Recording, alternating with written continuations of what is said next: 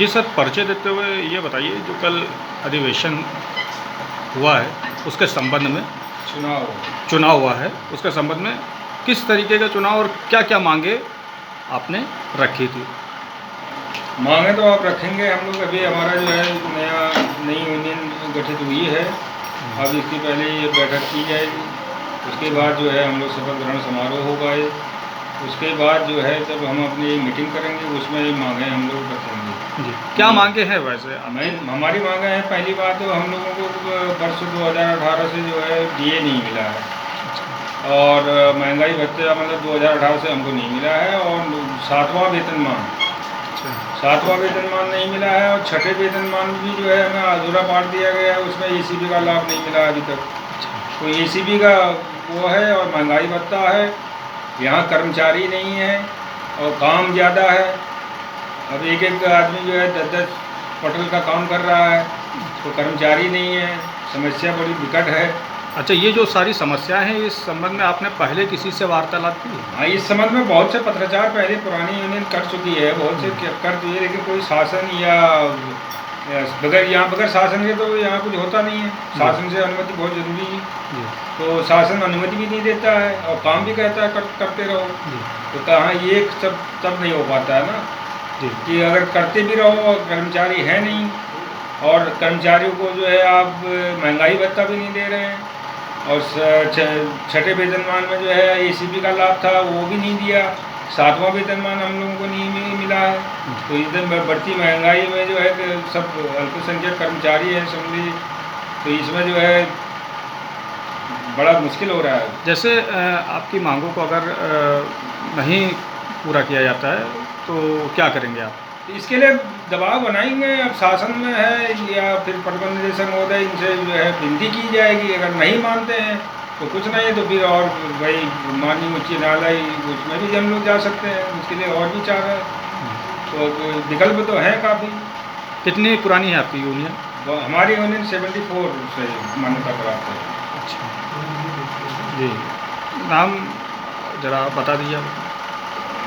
नाम बता दीजिए। मेरा नाम जमन सिंह मेहरा, उपाध्यक्ष के पद पर हम निर्वाचित हुए हैं और यही प्रयास हमारा रहेगा कि सबसे पहले हम लोगों को महंगाई भत्ता है, एसीबी का लाभ है, 7वां वेतनमान है, ये सब चीज़ें हमें रखनी है पहली बात तो।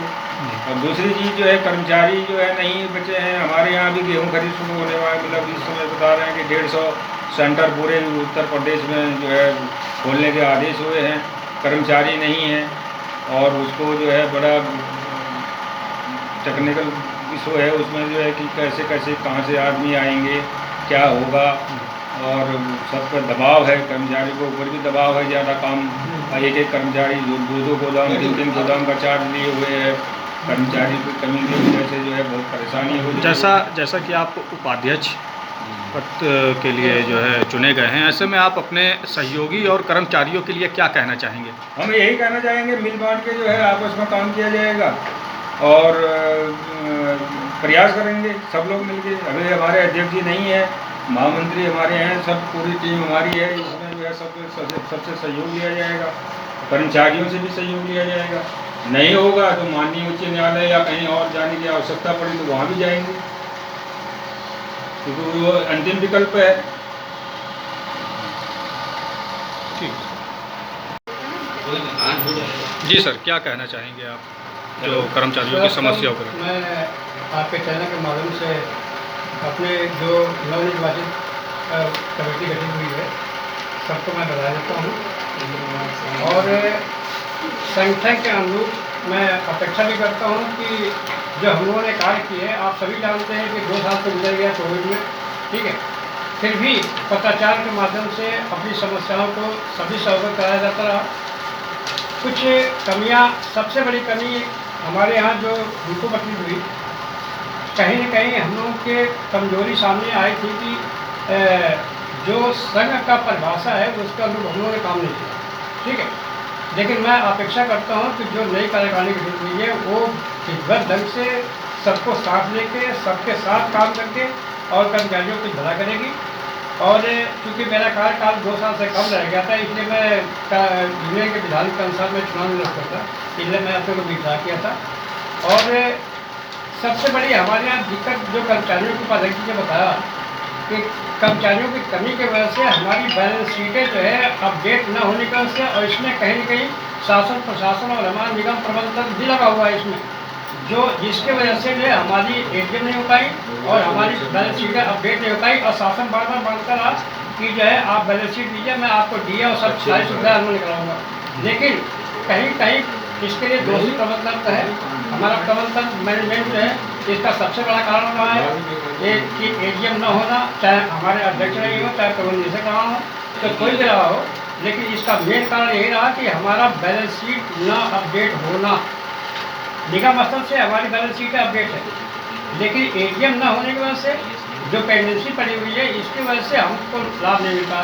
कितने पत्राचार हुए, यहाँ तक कि हम लोग कोर्ट जाने का भी मनसा हम लोग की है, और उसके लिए सब कुछ रिट भी फाइनल है, सब कुछ है।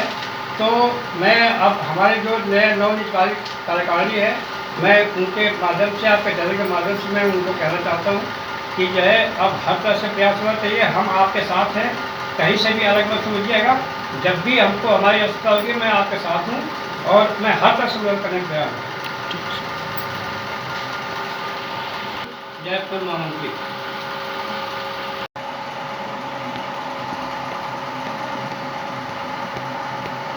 जी भाई साहब, जैसा कि आप काफ़ी युवा लग रहे हैं, ऐसे में आपको महामंत्री पद के लिए चुना गया है, आप क्या कहना चाहेंगे अपने कर्मचारियों और अपने सहयोगियों के लिए? क्या सबसे पहले मेन मुद्दा रहेगा जो कि आपको लगता है कि इसको आगे बढ़ाना चाहिए और उठाना चाहिए?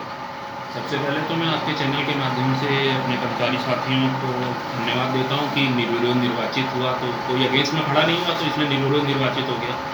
इससे पहले ही इससे पहले की यूनियन में हमारे अभिमन्यु अंकल जी थे, ये जो सर हैं, आप महामंत्री के पद पर थे, इनकी जगह पे मेरे को निर्विरोध निर्वाचित हुआ हूँ। तो मैं सबका धन्यवाद देता हूँ और सबको ये भी आश्वस्त करता हूँ कि यूनियन बनी है, अभी आगे की कार्रवाइयाँ पूरी की जाएंगी। और इसमें सबसे बड़ी बात तो ये है कि जो हम लोगों की अभी पुरानी मांगें पुरानी यूनियन के समय से चलती चली आ रही हैं, वही मांगें अभी हमारी बची हुई हैं, जिसमें सबसे प्रमुख मांग तो हमारी डीए की है, महंगाई भत्ता, जिसको आज की डेट में अद्यतन किया जाना है, आज तक की डेट में जी, इसको अद्यतन करवाने की कार्रवाई और उसके बाद एसीपी की कार्रवाई। लेकिन इन सबसे ज़्यादा ज़रूरी है कि हम लोगों के निगम में कर्मचारियों की संख्या बहुत कम हो गई है, जिसकी वजह से काम नहीं हो पा रहा है।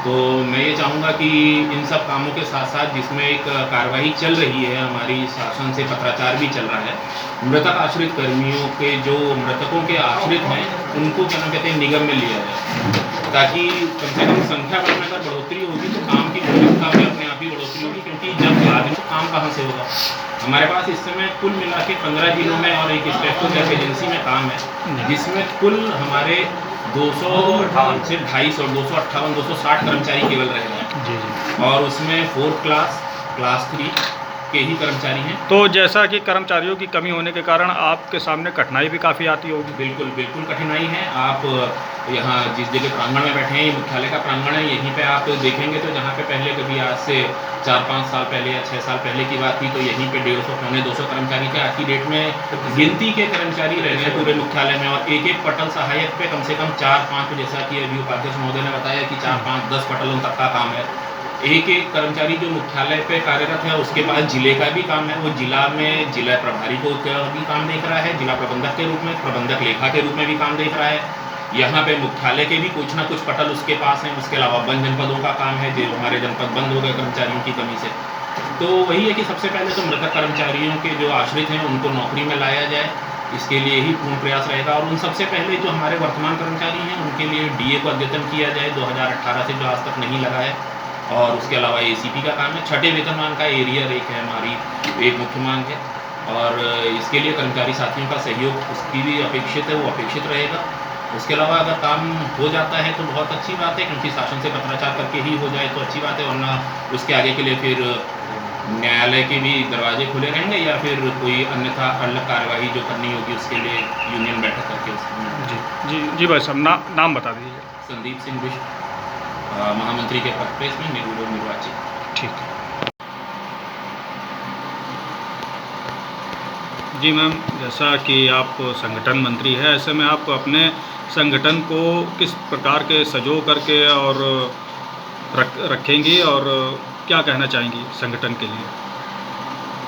सर, संगठन के लिए जैसा कि अभी उपाध्यक्ष जी ने बताया, और हमारे सबसे बड़ी समस्या यहाँ पर यही है कि कर्मचारी नहीं है, और मृतक आश्रित जो कर्मचारी हैं उनकी नियुक्ति का हम लोगों को कई वर्ष हो गए हैं और कोई ऐसा लाभ भी नहीं मिला है, जिसमें कि एसीपी हमारा है एक, और डीए भी हमें 2018 से नहीं मिला है। तो हम लोग उसके लिए भी प्रयासरत रहेंगे। और हमारे दैनिक वेतन कर्मचारी हैं, तो उनका विनियमितीकरण की जो समस्या है, अभी तक उनका विनियमितीकरण नहीं हुआ है।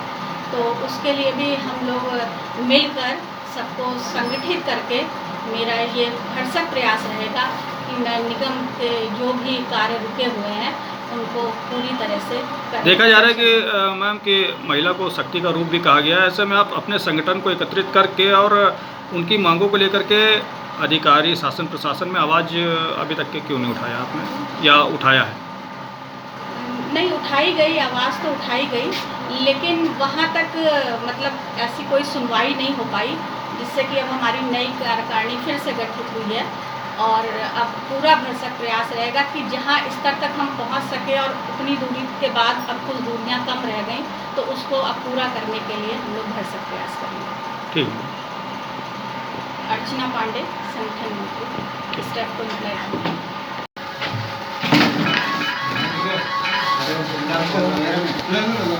जी, पर्चे के साथ बताइए कि ये जो समस्याएं बता रहे हैं महामंत्री और उपाध्यक्ष जी, इससे आप कहाँ तक के प्रभावित हैं या संतुष्ट हैं? पूरी तरह हम संतुष्ट हैं। ये जो समस्याएं हैं इसका निराकरण तत्काल होना चाहिए, उसके के लिए हम लोग प्रयास कर रहे हैं। जी। और हमारी बात हो सकता है शासन में या और जगह सुनी नहीं जा रही है, हमारे अंदर कुछ कमी है जो हम लोग समझा नहीं पा रहे हैं। अब और कोशिश किया जाएगा कि उनको जो है समझा करके अपनी समस्याओं समझ। अच्छा, यहाँ पे कार्य करते हुए आपको लगभग कितना समय हो गया? 38 वर्ष हो गया है जी। अब तो 38 वर्ष।